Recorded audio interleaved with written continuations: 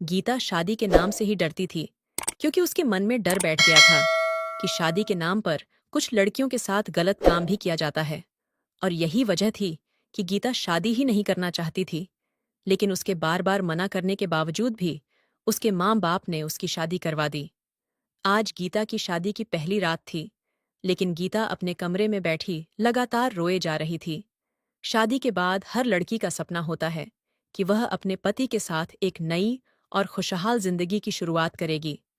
और इसी उम्मीद के साथ एक लड़की अपने दिल में ढेरों अरमान और इच्छाएं लेकर अपने पति के घर में प्रवेश करती है। लेकिन गीता अपनी शादी की पहली रात बहुत ही ज्यादा घबराई हुई थी, और आज वह इतनी ज्यादा बेचैन थी कि पति के पास आने के ख्याल से ही उसका दिल बुरी तरह से कांप रहा था। गीता का दिल तो कर रहा था कि वह कहीं ऐसी जगह जाकर छिप जाए कि जहां उसका पति उसे देख भी न सके। गीता का दिल चाहता था, काश कि यह पल उसकी जिंदगी से गायब ही हो जाए, जब उसे अपने पति का सामना करना पड़े। उस वक्त गीता का दिल किसी बेलगाम घोड़े की तरह दौड़ रहा था, और घबराहट की वजह से गीता के हाथ पैर भी ठंडे पड़ चुके थे। डर के मारे गीता को घुटन सी महसूस हो रही थी कि तभी कमरे का दरवाजा खुला और गीता का पति महेश कमरे में दाखिल हुआ। जब गीता ने अपने पति को कमरे में आते देखा, तो उसकी आंखों से टप टप आंसू बहने लगे, और डर के मारे उसने अपने हाथों से चादर को दबोच लिया।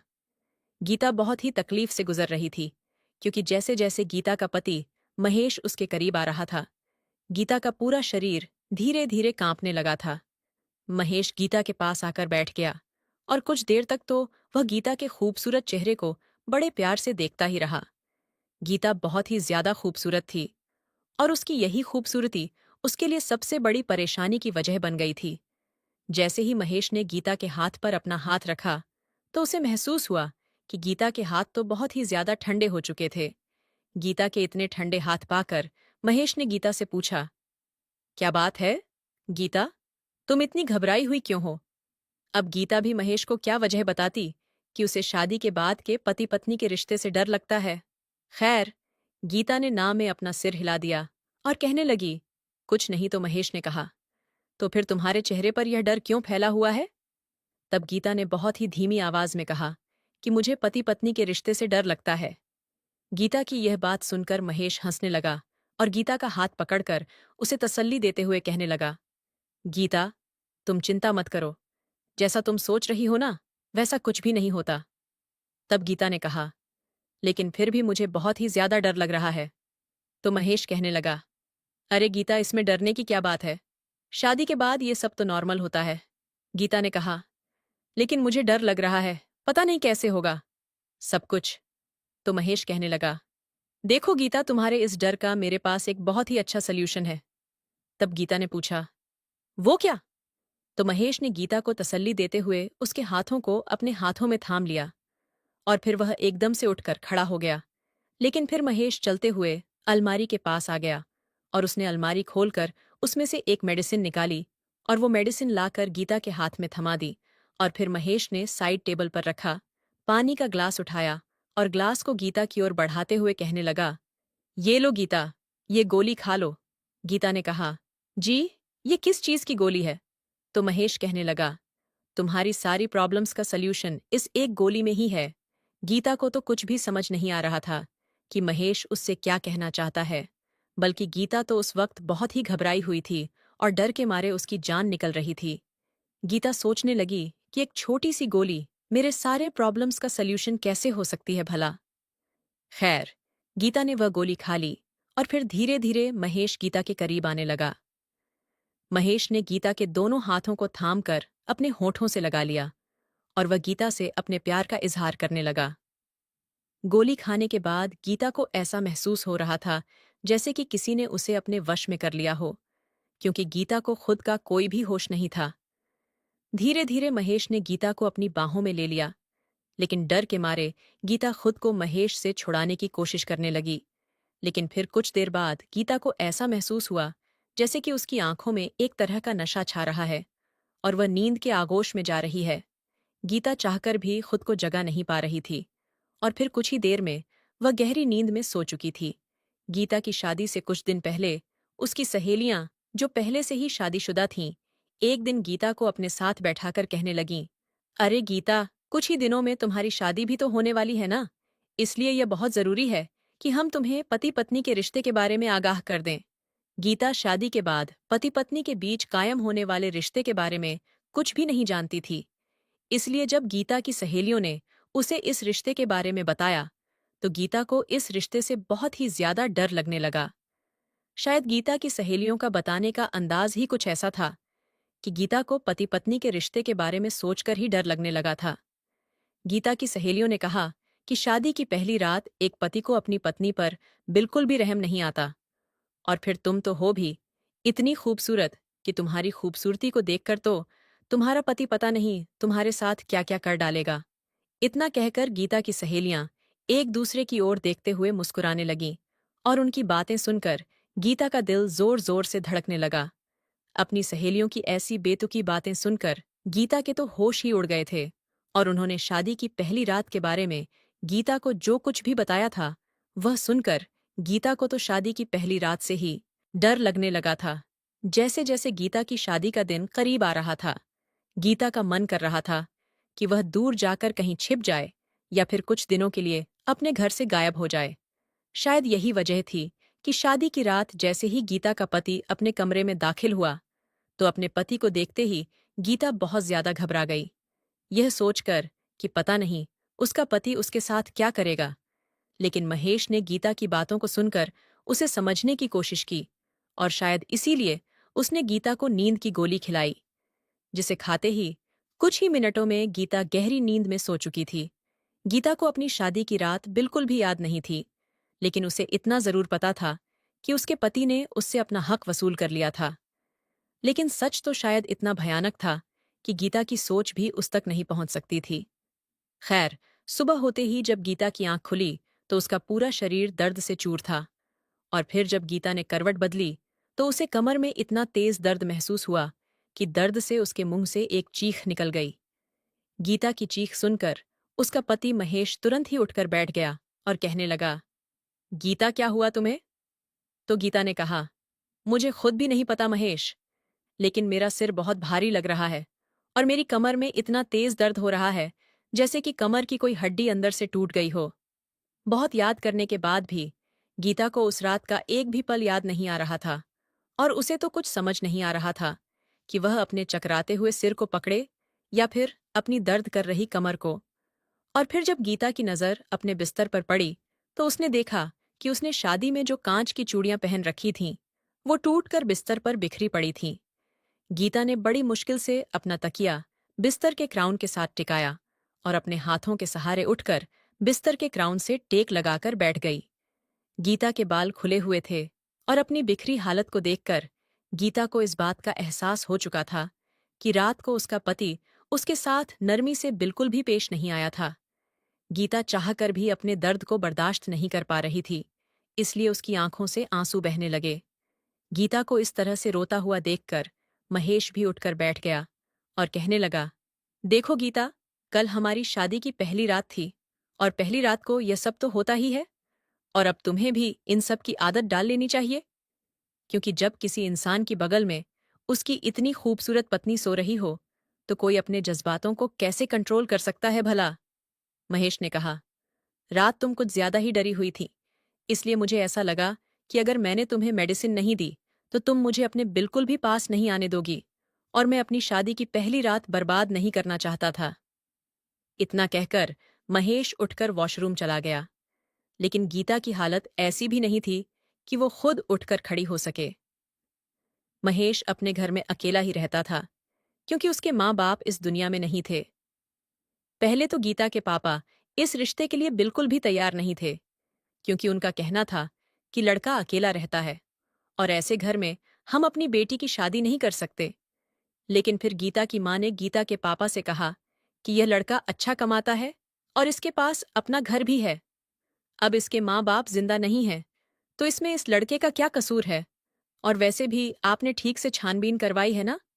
इस रिश्ते में किसी को कोई भी बुराई या कमी नहीं नजर आई है, और देखा जाए तो एक तरह से अच्छा ही है कि हमारी बेटी पर ससुराल वालों का बोझ नहीं रहेगा। गीता नहीं जानती थी कि शादी की पहली रात ही उसकी ऐसी हालत हो जाएगी कि वह अपने पैरों पर खड़ी भी नहीं हो पाएगी। जब महेश नहाकर बाहर आया तो उसने गीता से कहा, देखो गीता, मेरे घर में अभी तुम्हारी सेवा करने वाला कोई नहीं है, इसीलिए घर का ख्याल तुम्हें ही रखना होगा। गीता को अपने पति की इस बात पर कोई ऐतराज नहीं था, लेकिन उस वक्त उसकी हालत इतनी ज्यादा खराब थी कि उसके लिए नाश्ता बनाने के लिए उठना भी बहुत ही मुश्किल था। महेश ने गीता से कहा, जल्दी उठकर बाहर आओ और मेरे लिए नाश्ता बना दो, मुझे बहुत जोरों की भूख लगी है।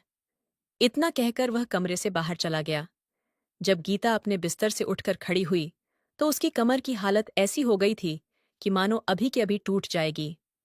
गीता अपनी पीठ पर हाथ रखकर बड़ी मुश्किल से वॉशरूम तक पहुंची, और फिर जब वह नहाकर बाहर आई तो उसने देखा कि महेश लाउंज में बैठा हंस हंस कर फोन पर किसी से बात कर रहा था।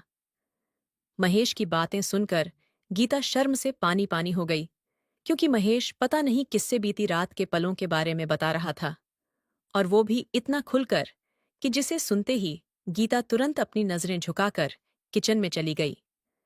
गीता ने बड़ी मुश्किल से अपने और महेश के लिए नाश्ता तैयार किया और नाश्ते के दौरान झिझकते हुए महेश से कहा, मेरी कमर में बहुत तेज दर्द हो रहा है, इसलिए आज रात शायद मैं आपको वक्त नहीं दे पाऊंगी। महेश उस वक्त चाय पी रहा था, और गीता की यह बात सुनते ही उसका कप उसके होठों के पास जाते जाते रुक गया और वह कहने लगा, देखो गीता, अभी तो हमारी शादी को बस एक ही दिन हुआ है, और मैं अभी से तुम्हारे ऐसे बहाने नहीं सुन सकता। मुझे किसी भी कीमत पर बहुत ही जल्द एक बच्चा चाहिए, और मैंने तो बच्चे के लिए ही तुमसे शादी की है।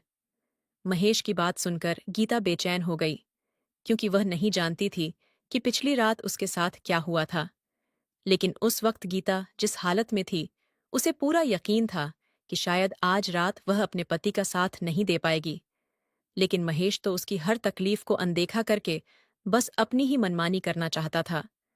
जैसे ही रात हुई तो गीता को ऐसा महसूस हुआ जैसे किसी ने उसके दिल को अपनी मुट्ठी में जकड़ लिया हो, क्योंकि रात को महेश ने उसे फिर से एक और दवा दे दी। गीता कहने लगी, महेश, मुझे यह दवा नहीं खानी। तब महेश ने कहा, गीता, यह नींद की गोली नहीं, बल्कि यह तो जल्दी प्रेग्नेंट होने की दवा है। यह सुनकर गीता कुछ देर तक अपने पति के चेहरे को देखती रह गई, और फिर सोचने लगी कि आखिर महेश को किस बात की इतनी जल्दी है। हमारी शादी को कौन से 3-4 साल बीत चुके हैं, अभी तो 4 दिन भी नहीं हुए हैं, और महेश ने मुझे अभी से प्रेग्नेंट होने की दवा देनी शुरू कर दी। गीता ने महेश से कहा, अभी तो हमारी शादी को 1 महीना भी नहीं हुआ है, तो फिर इतनी जल्दी किस बात की है। महेश कहने लगा, मैं कुछ नहीं जानता, लेकिन तुम्हें शायद इस बात का अंदाजा भी नहीं है कि मैं कितनी बेसब्र होकर अपने बच्चे का इंतजार कर रहा हूं, और अपने बच्चे के लिए तो मैं बिल्कुल भी वक्त बर्बाद नहीं करना चाहता कि पहले 1 साल तक मैं यही देखता रहूं कि क्या तुम बच्चा पैदा कर सकती हो या नहीं, और उसके बाद तुम्हें दवा देना शुरू करूं। इतना कहकर महेश ने वो दवा गीता के मुंह में डाल दी और पानी का ग्लास उसके हाथ में थमा दिया। गीता ने भी जल्दी से पानी का घूंट पिया और बड़ी मुश्किल से अपने मुंह में रखी। वो दवा निगल ली। गीता को हैरानी तो इस बात पर हुई कि दवा लेते ही पिछली रात की तरह उसे तुरंत ही नींद आने लगी थी, लेकिन उस वक्त गीता का दिमाग यह सोचने की स्थिति में बिल्कुल भी नहीं था कि अगर यह कोई अलग दवा थी तो फिर दवा लेते ही आज भी उसे इतनी ज्यादा नींद क्यों आ रही थी कि वह तुरंत ही गहरी नींद में चली गई थी। इस बार गहरी नींद और बेहोशी की हालत में भी गीता को अपनी चीखें अपने कानों में साफ सुनाई दे रही थीं, क्योंकि उसे कमर में तेज दर्द हो रहा था, और वह दर्द इतना ज्यादा था कि गहरी नींद में होने के बावजूद भी गीता रोए जा रही थी। दर्द की वजह से गीता की आंख जल्दी खुल गई। उस वक्त उसकी कमर में इतना तेज दर्द हो रहा था कि उसने महेश को भी उठा दिया और कहने लगी, महेश, मेरी कमर में बहुत तेज दर्द हो रहा है, अब तो मुझसे बर्दाश्त भी नहीं हो रहा है, प्लीज मुझे डॉक्टर के पास ले चलो। गीता के चेहरे पर इतनी तकलीफ देखने के बाद भी महेश ने मुंह बनाते हुए कहा, क्या हुआ है गीता, तुम मेरी नींद खराब करने पर क्यों तुली हो? रुको, मैं तुम्हें एक पेन किलर दे देता हूं, जिसे खाकर तुम्हें आराम मिल जाएगा। यह कहकर महेश ने गीता को पेन किलर दी, जिसे खाने के बाद गीता के दर्द में थोड़ा सा ही फर्क पड़ा, बस इतना कि वह कुछ देर के लिए सो गई। फिर जैसे ही सुबह गीता की आंख खुली तो दर्द की शिद्दत फिर से बढ़ने लगी। अब तो यह हर दिन होने लगा था। पिछले 8 दिनों से गीता इसी तकलीफ से तड़प रही थी, लेकिन महेश को उसकी तकलीफ से कोई फर्क नहीं पड़ता था। एक दिन जब महेश ऑफिस से घर लौटा, तो गीता ने कहा, महेश प्लीज मुझे मायके छोड़ दो। आज मुझे मम्मी पापा की बहुत याद आ रही है।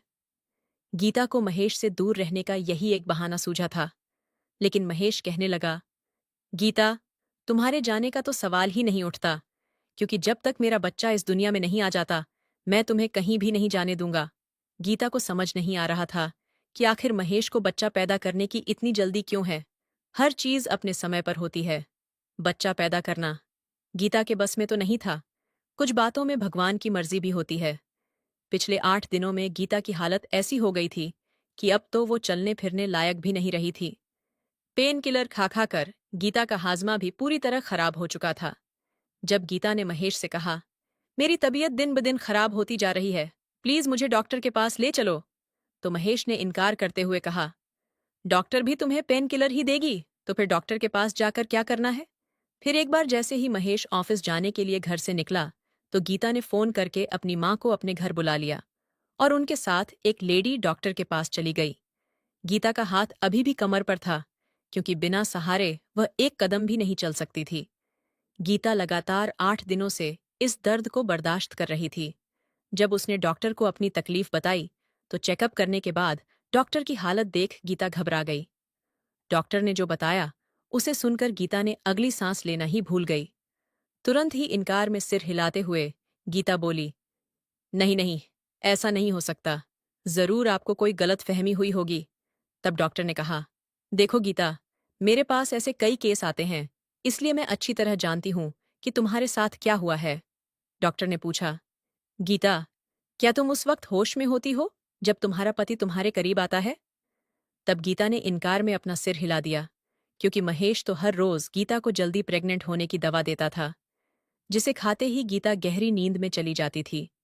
लेकिन उस लेडी डॉक्टर ने गीता से जो कुछ कहा, उसे सुनकर गीता को महेश पर शक होने लगा था। डॉक्टर ने गीता से कहा, अगर तुम्हारा पति तुमसे प्यार करता है, तो वह तुम्हारे साथ रिश्ता बनाने के लिए तुम्हें नींद की गोलियां क्यों खिलाता है, और ऐसा करने के पीछे क्या वजह हो सकती है। डॉक्टर के ऐसे सवाल सुनने के बाद गीता को अपने पति पर शक हो गया। लेकिन सवाल यह था कि गीता इस बात का पता कैसे लगाए कि सच क्या है और झूठ क्या दवा खाने से मना किया था। लेकिन महेश गीता की एक नहीं सुनता था और जबरदस्ती उसके मुंह में दवा डाल देता था, फिर उसके होंठों पर पानी का गिलास रख देता था। महेश कभी भी गीता को अपने सामने ही दवा खिलाता था, ताकि उसे यकीन हो जाए कि उसने दवा खा ली है। डॉक्टर ने कहा, गीता तुम एक काम करो, मुझे उस दवा का नाम बताओ। तब गीता सोच में पड़ गई कि अब वह डॉक्टर को दवा का क्या नाम बताए, क्योंकि उसे उस दवा के बारे में कुछ भी नहीं पता था। महेश ने आज तक गीता को वह दवा कभी दिखाई भी नहीं थी। महेश अपनी अलमारी से दवा निकालकर सीधे गीता के गले में ही रख देता था। गीता ने डॉक्टर को जब यह बात बताई, तो डॉक्टर हंस पड़ी और कहने लगी, ऐसी कौन सी दवा है जो तुम्हारा पति तुमसे इतना छुपा कर रखता है, और तुम्हारे लाख मना करने के बावजूद भी रोज खिलाता ही है। गीता, अगर तुम अपने पति की हरकतों पर ध्यान दोगी, तो मेरी बातें समझ जाओगी। डॉक्टर की बातें सुनकर गीता को बड़ा सदमा लगा। वह अपने पैरों पर खड़ी भी नहीं रह पाई, क्योंकि डॉक्टर की बातों ने उसके दिमाग को झकझोर दिया था। गीता मरे मरे कदमों से घर लौटी, तो उसकी माँ ने कहा, गीता, तुम अपना ध्यान क्यों नहीं रखती।